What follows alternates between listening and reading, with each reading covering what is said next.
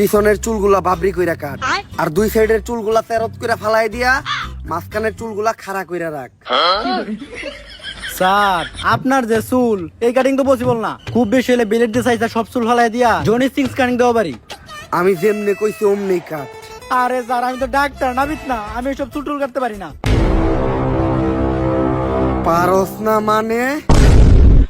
Sir ভুলে কই লাইছে, আমার কিছু করেন না। খারাপ স্যার, স্যার আপনার একটা স্কুল থেকে ইন্টারভিউ নিয়ে ডাকছে। স্কুলের ইন্টারভিউ? তার মানে তো আমি আবার ছাত্র কোয়াইতে পারমু। এইবার আমার ছাত্র মারার 100তম সেঞ্চুরিটাও পূরণ হইব। তুই যা, আমি আমার অস্ত্রগুলা নিয়ে আইতাছি। ভাই আপনারে হ্যাঁ মারতে নইছিল কে? আয়না করে ওনারে এমন টর্চার করছে, ওনার মাথা গেছে নষ্ট হইয়া।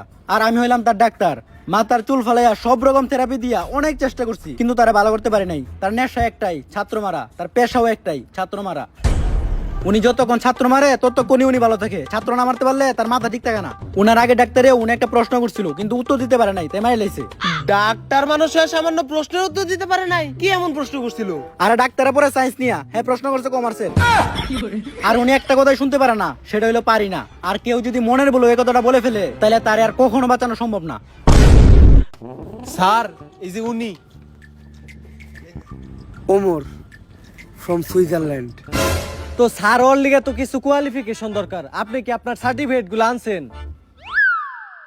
এই জায়গায় আমার কুমফুর সার্টিফিকেট আছে, আছে আমার 128টা মামলার কাগজ, আরো আছে আমার সব অস্ত্রের লাইসেন্স।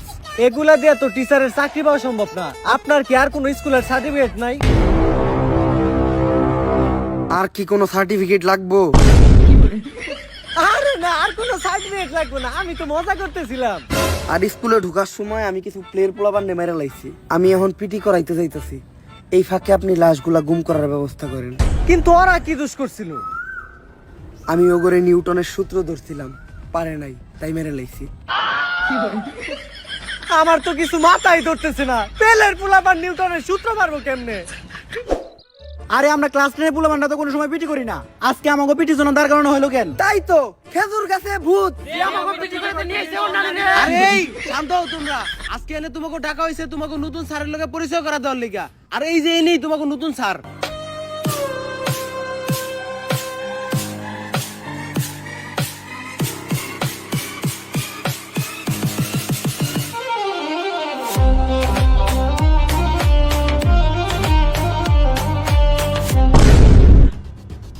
আরে এইটাই তো ওই স্যার যারা আমি স্বপ্ন দেখছিলাম।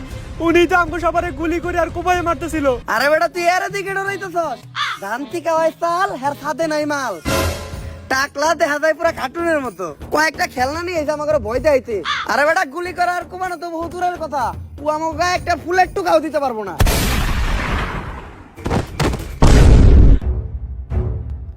আর কারো কোনো সমস্যা? না স্যার, কোনো সমস্যা নাই। সমস্যা থাকলেও সমস্যা নাই, সমাধান আমার কাছে আছে। যেহেতু এখন পিটির পিরিয়ড, তাই আমি সবাই এখন পিটি করামু। আরামে দাঁড়াও। স্যার হইলো একটা সম্মানিত পারসন, তোরা স্যারের সামনে আরামে দাঁড়াইলি কে? আরামে দাঁড়াইলি কে? স্যারের সামনে আরামে দাঁড়ার সাহস হইলো কেন? সাহস হইলো কেন তোর? আরামে দাঁড়া স্যারের সামনে। শিক্ষক হইলো একজন সম্মানিত পারসন। স্যার আপনি তো কইলেন আরামে দাঁড়াও, তাই তো আমরা আরামে দাঁড়াই।